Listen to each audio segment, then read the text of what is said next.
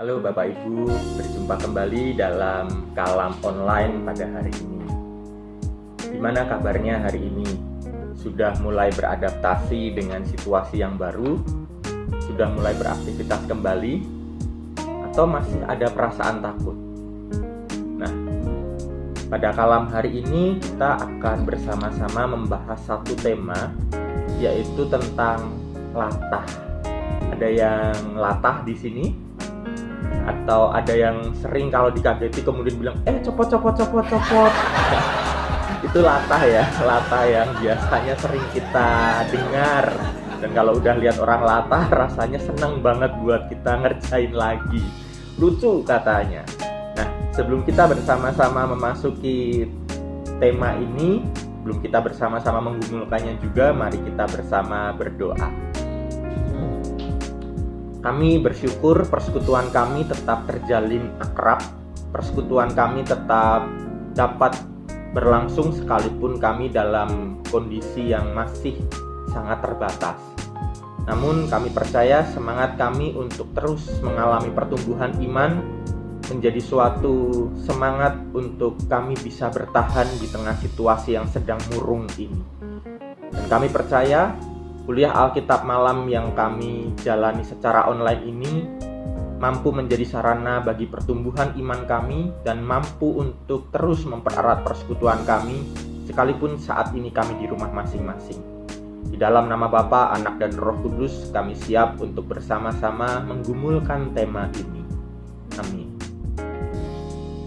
Ya, seperti yang sudah saya sampaikan tadi ya, kita hari ini mau bicara tentang latah. Ada yang punya teman latah? Atau malah kita jangan-jangan juga latah? Nah, kita mau sama-sama memikirkan kembali tentang arti latah. Kita sering mengucapkan, kita juga sering mendengar istilah latah. Tapi apa sih latah itu? Latah itu adalah kegiatan meniru secara spontan akibat ada perasaan terkejut.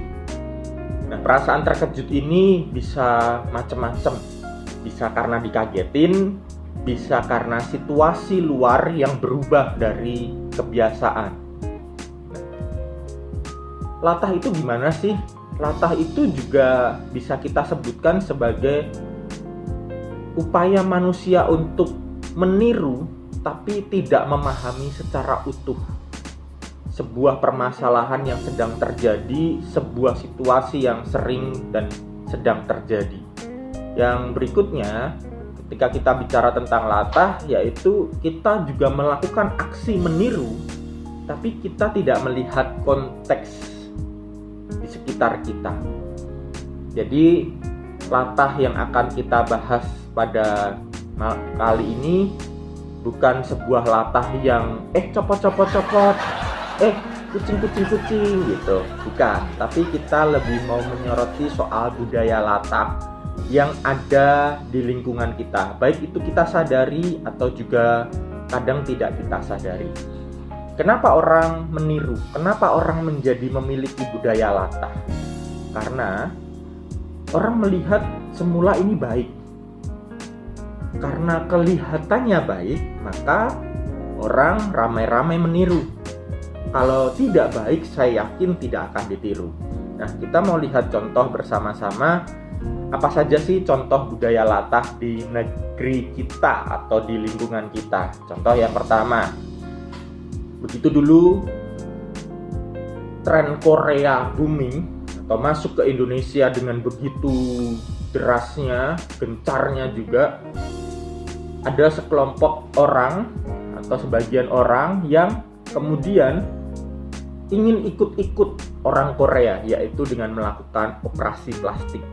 Kalau nggak sampai operasi plastik, juga biasanya melakukan hal-hal yang itu untuk mempercantik wajahnya, bahkan resiko yang besar pun berani diambil. Padahal dari zaman dulu kelihatannya, dari zaman mama saya atau nenek saya, tren seperti ini masih jarang ya. Ya udah, orang tua ya tua aja, keriput ya keriput aja. Bahkan katanya ada yang bilang keriput itu tanda keindahan, anugerah yang diberikan Tuhan. tanda cinta kasih Tuhan lewat usia. Makanya ketika orang mulai keriput ada orang yang bangga.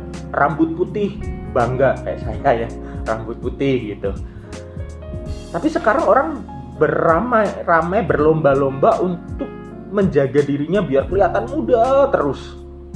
Sampai operasi plastik pun atau tarik-tarik itu dilakukan, sekalipun ada banyak resiko yang menanti di masa depan. Itu masih contoh soal budaya latah yang sering terjadi dan kita semua pasti tahu ya. Yang berikutnya soal teknologi. Ketika handphone baru muncul, semua langsung berbondong-bondong membeli. Ketika laptop baru muncul, semua berbondong-bondong membeli. Ketika ditanya, ini handphonenya speknya canggih banget, kepake buat apa aja? Ya, kepake buat WhatsApp dan Facebook aja, atau mentok Instagram gitu ya. Dan saya dulu pernah baca beberapa tulisan dari orang, ketika orang terjebak dalam budaya latah, misalnya membeli handphone atau membeli mobil mewah sekalipun,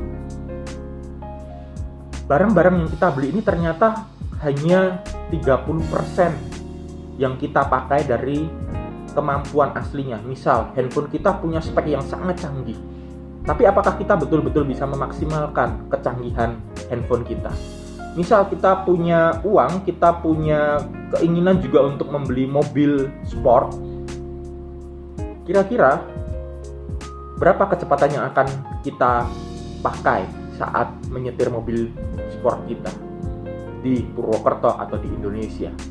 Padahal mobil sport kita kemungkinan besar bisa mencapai angka 300 km per jam. Tapi apakah mungkin itu di Indonesia? Nah, ini contoh-contoh budaya latah yang seringkali juga ada di sekitar kita. Lalu budaya latah apa lagi yang ada dalam budaya kita? Kita bisa pikirkan bersama. Contoh lagi, jabatan tangan. Itu baik, jabatan tangan. Tapi mari kita bersama memikirkan, ketika jabat tangan ini hanya menjadi sebuah budaya latah, maka jabat tangan yang harusnya menjadi tanda keakraban itu hanya sekedar menjadi sebuah bentuk latah. Ya sudah, pokoknya ketemu orang salaman. Saya contohnya dulu pernah kena latah saya sendiri juga. Ketika sudah lama nggak berjumpa dengan rekan saya, kemudian ketika saya berjumpa dengan rekan saya di gereja saat itu, Pendeta Steve, pasti masih ingat. Nah, saya kemudian memberikan salam kepada beliau. Untungnya ditolak gitu ya. Menolaknya ini bukan karena nggak mau disalamin, tapi karena situasinya lagi pandemi COVID. Jadi kebayang ya, kalau sayanya latah, terus kemudian rekan saya ini juga latah, apa yang terjadi? Salamanlah kami. Tertularlah, kemungkinan besar bisa jadi tertular kalau saya dari luar. Nah, salaman pun bisa menjadi sebuah bentuk budaya latah. Maka dari itu, mari kita lihat apakah ada budaya latah di masa pandemi juga. Ada. Kita tidak memahami makna PSBB seutuhnya. PSBB itu kan pembatasan sosial berskala besar ya. Ingat, pembatasan, bukan penghilangan. Begitu diumumkan PSBB, apa yang dilakukan oleh banyak orang? Langsung tidak mau keluar sama sekali. Anti keluar. Pokoknya kalau sudah keluar, sudah punya bayangan bakal terkena virus. Akhirnya di rumah terus. Lalu karena di rumah terus menjadi stres, sakit. Saya kemarin jadi teringat ada seorang yang sudah berusia sekitar 50-an lebih ya, hampir 60, cerita kepada saya kalau dia punya saudara yang usianya sekitar 60-an gitu. Karena di masa PSBB ini dia sangat ketakutan dan keluarganya menjadi sangat parno. Akhirnya dia tidak diperbolehkan keluar dan dia juga tidak mau keluar. Sampai dia malah stres sendiri karena di dalam rumah terus, dia malah kena sakit jantung.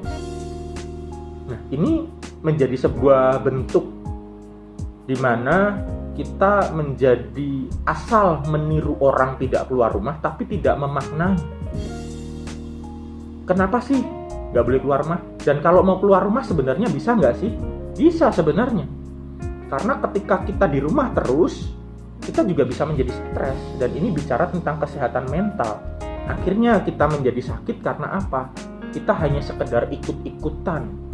Beda ya kalau memang di rumah terus karena itu kesadaran, menikmati di dalam rumah, itu nggak masalah. Tetapi kalau memang mau keluar, keluarlah.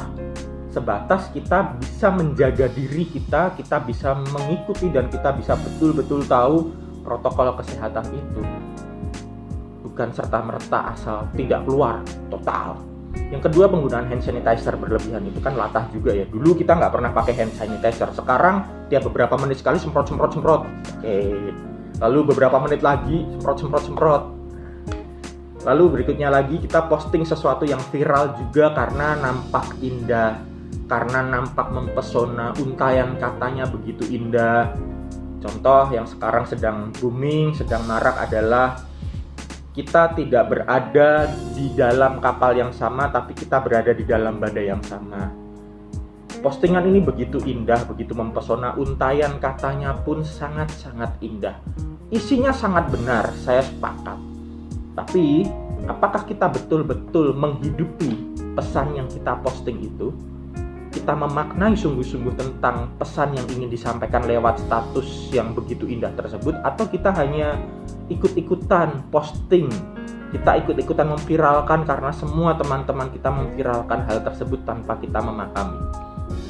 Nah, kita bisa lihat bersama bahayanya budaya latah ini. Dalam bacaan yang kita baca hari ini, kita melihat bersama bagaimana Paulus dan seluruh penumpang kapal sampai di Pelabuhan Indah setelah melewati pelayaran yang tidak nyaman berhari-hari, kondisi cuaca yang sangat buruk.